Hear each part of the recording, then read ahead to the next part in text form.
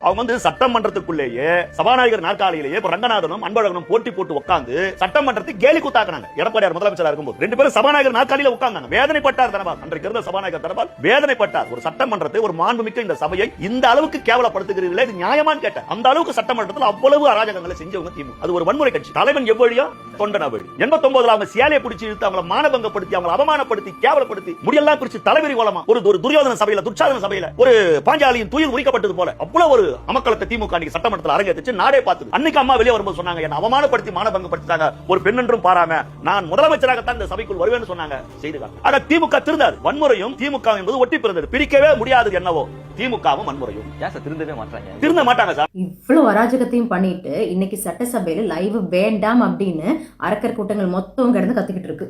அதுக்கு காரணம் என்னன்னா, இன்னைக்கு அவங்கள அவமானப்படுத்திட்டு இருக்காங்க.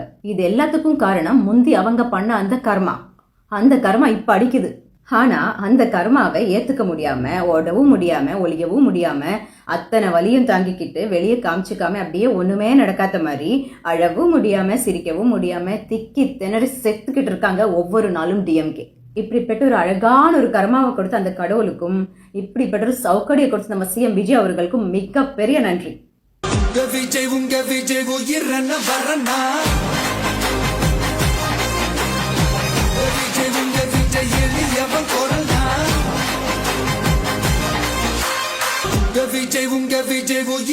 வரனா